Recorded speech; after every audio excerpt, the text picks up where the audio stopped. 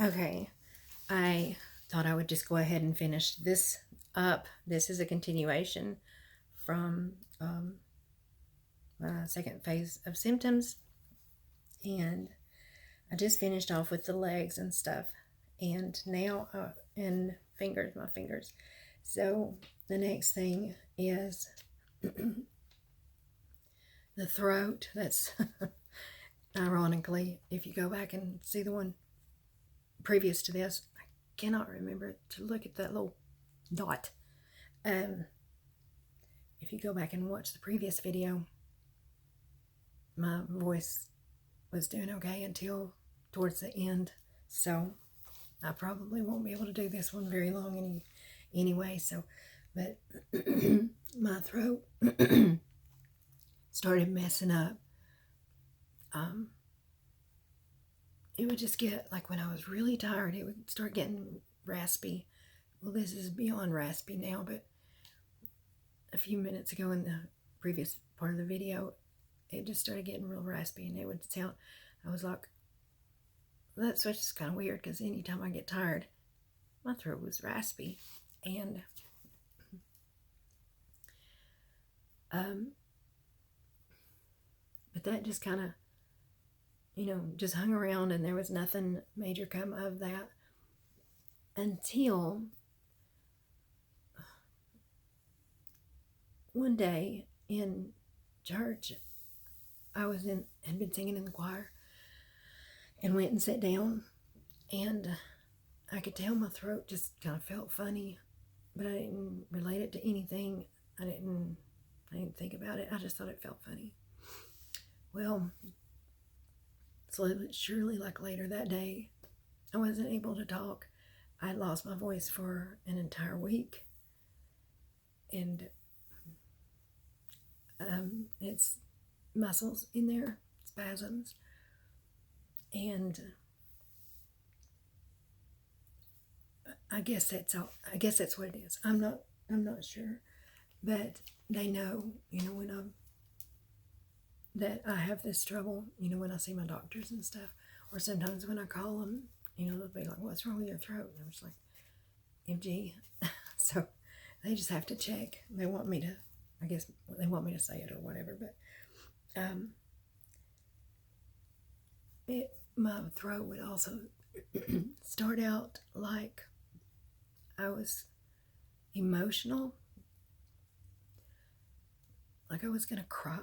My throat just sounded like I was gonna cry, and I went to this ENT, ear, nose, and throat doctor, and he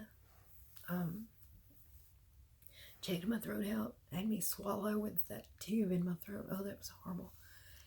And he said, "I can hear it, but I can't see it." And he said, "I can hear like what sounds like emotion in your throat." I said, "Yeah." I said, "That's part of it." But the main reason that I had gone to him was because I had had a throat spasm, and it was horrific. I guess that's just my words. Well, no, it wasn't horrific, but it was rough, because I used to keep this little lady that had Alzheimer's, and we were going to McDonald's to get breakfast, and all of a sudden my throat started feeling funny, like right here, this area, and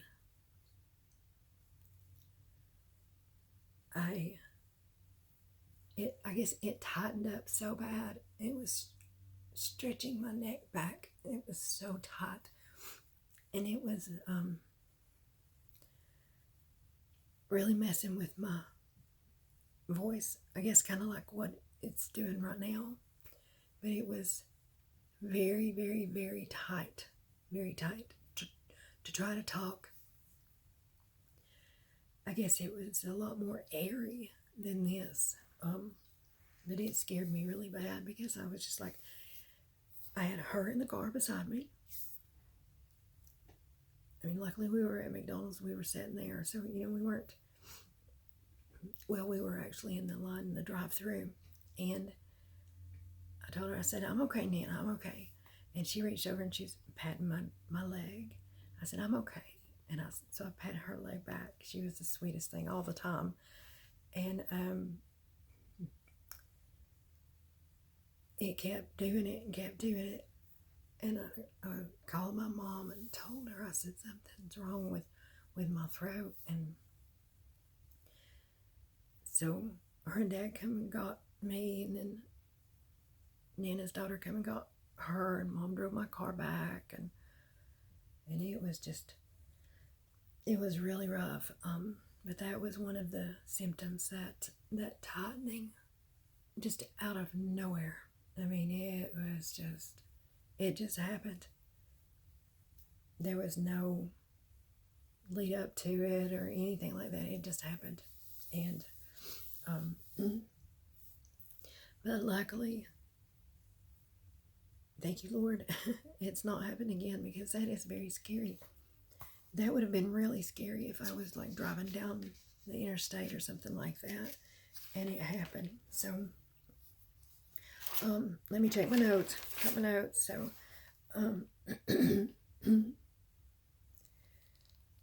and that spasm for me, from my experience, it was not painful, but it was very uncomfortable to me. Like spasms, pain, it's kind of a different platform there. Spasms can be painful, I'm assuming. Like Charlie horses, those are painful. But the spasms that I'm talking about here weren't really, wasn't painful at all. It was just very uncomfortable. So, excuse me. Sorry, my throat just doesn't, it gets pissed. So I saw my second neurologist. Gosh, there y'all are again. Surprise. Saw the second neuro. He did a lot of tests. They all come back normal, of course. But I knew it didn't matter if they did or not. I mean, yeah, it would scare me when they didn't, because it was just like, golly, we got to do this again. We got to go somewhere else and have more tests done. And so all the tests come back normal. And he said,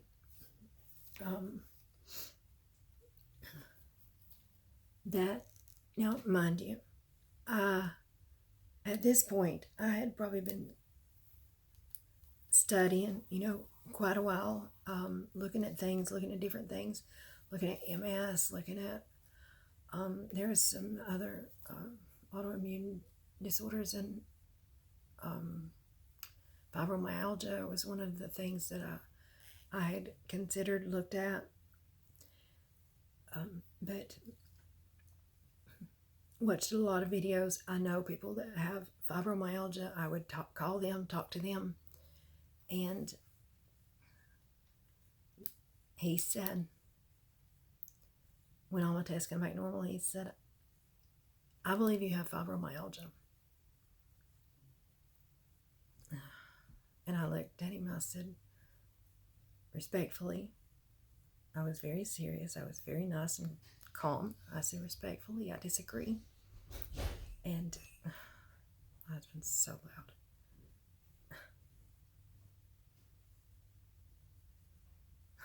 Anyway, I said, respectfully, I disagree. And I said, there is something else. There is something. It's got to be something like MS or something. Da-da-da. Well, he turned my results around and showed me. He said, you have no lesions. There's nothing there. So I got that proof for myself. I saw that. And he got up and went around his desk and over to the door and opened the door. And my heart just hit the bottom because I disagreed with him. I'm doing video. So that showed me right there that he didn't want to care anymore. Not that he ever cared, he just didn't want to deal with me anymore. And it really hurt my feelings because I had been dealing with this for a while already.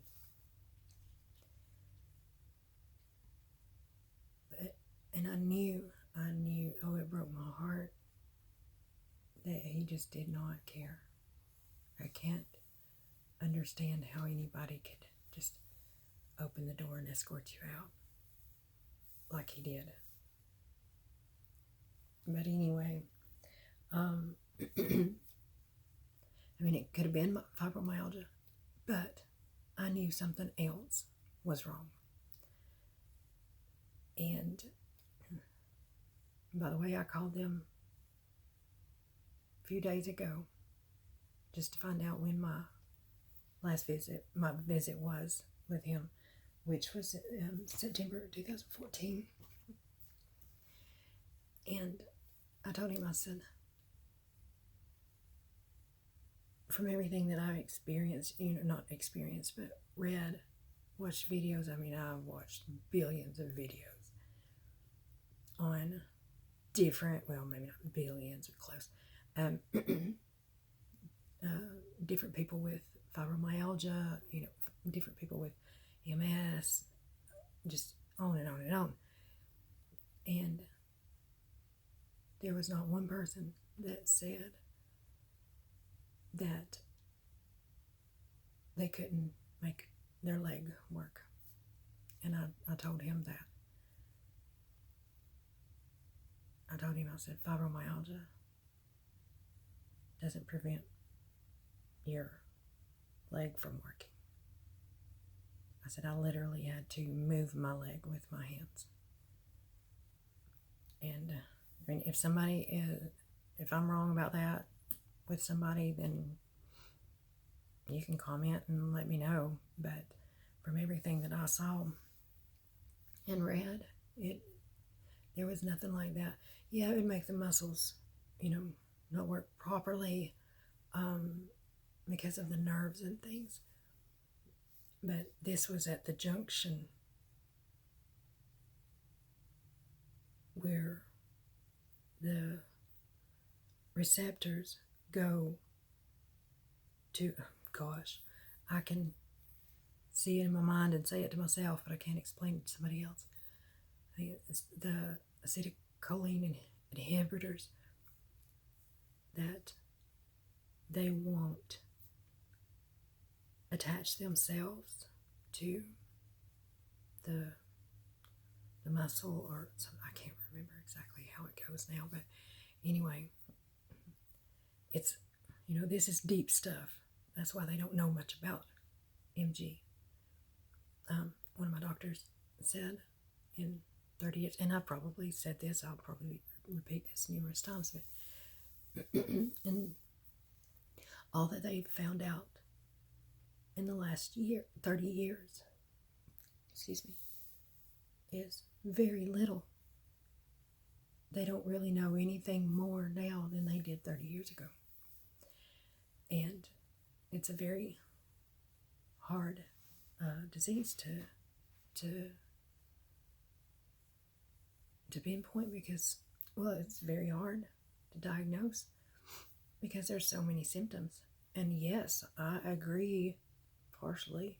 There was a lot of symptoms that I was dealing with that did kind of look like fibromyalgia. I agree with that. I understand that. But I'm sitting here trying to tell him I'm not stupid. And I'm sticking to my guns. I knew something was wrong. And if you don't want to care, then step aside, because I don't need you here. And it really upset me. It really did. But the strangest sensations, I mean, I do remember, like with my legs, put my pants on, I would have the strangest sensations on my skin, or just like under my skin, like my nerves. I don't like to try on clothes much, because it makes my skin just crawl like it's tiny little electrodes or something, or just on my arms, on my legs. I used to do it on my face a little bit, but it doesn't now. Not so much now since I'm on the Mestinon. Mestinon helps with that, and it helps with my other facial stuff, which I'm not going to go into that right now, because that's that'll be for the next video. There y'all are, sneaky things. And I guess that's it. So if you think you could have Myasthenia Gravis, or know somebody that might have Myasthenia Gravis, you can send a comment. My email is fyother, YOTHER, @yahoo.com. Send me a message. I might can help. I might not be able to help. I have no idea. But I can surely give you my opinion based on my experiences. I do know quite a bit about it, even though I can't explain it. I know it to myself. I know it in my mind. It's hard to explain. But it took about 7 years for me to get diagnosed. So if I had not stayed vigilant through this ordeal, and just quit going to the doctors, then I would be in a lot worse shape than I am now. And don't let anybody tell you that it's anxiety or stress or your imagination or anything like that, because like I keep saying, it's your body. If you don't know your body, then you got an issue. But this issue, I knew straight away, because I couldn't get my foot to work, couldn't get my leg to move, kept dropping things. I was having strange sensations. I was having spasms. My eyes, oh yeah, and at this time, my eyes were mainly my left eye.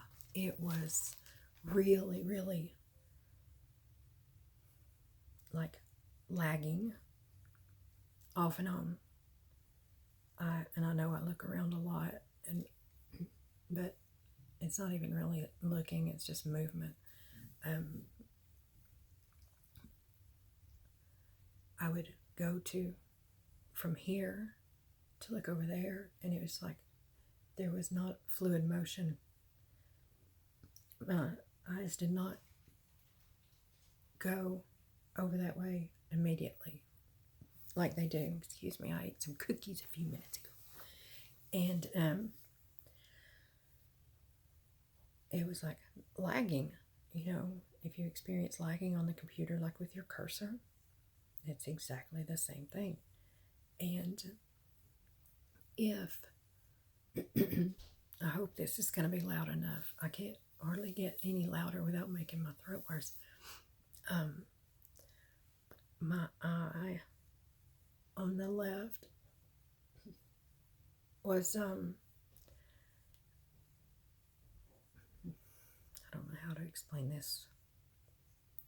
I do not know how to explain this. It was like there was sparkles in it. It was really messed up. A lot of that will be due to two things that bother my eyes the most. Flashes of the sun. The very first time this happened was I was going to work. The sun caught, it was on a part of it was a truck. Well, that truck moved into my view on my mirror on my door. And at the same time, that shine, that big old bright shine, my eyes caught it and it messed my eyes up. It messed them up big time. And that day it was like my eyes were, well, this eye was like electricity in there. It was like sparkles and just, it was so messed up. It messed up the nerves or the muscles or whatever it was causing that. And but like the next day it would be better. I was seriously losing sight in my eye that day. But I don't think it was anything that was it was fine the next day. But both my eyes lag now. My doctor will say, follow my hand here. And I'm just like, sail on. They just don't want to move. They're very slow. So, but that was, I'm glad I remembered that because the eyes were a big thing. And I had noticed like a year ago that this eye was drooping a little bit. And I thought, well, maybe that's from the fatty, saggy skin right there, pushing it down a little bit. But turns out it wasn't. It was the MG, typical symptom of MG. So, man, that's glary. I didn't realize that. Sorry. Because I got a window here and a window back there, so I didn't realize it was so glary. But I guess that's it for now.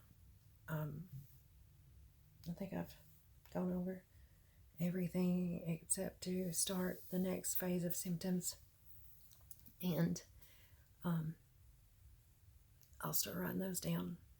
So anyway, this is the second part of this. If you haven't watched the first part, go back and watch it. This is the second video of the second phase of symptoms. That's the easiest way for me to do this. So, this is Thursday, March 21st, and tomorrow's Friday. Yay! I guess. Whatever. Yay for y'all. So, I hope you have a good weekend.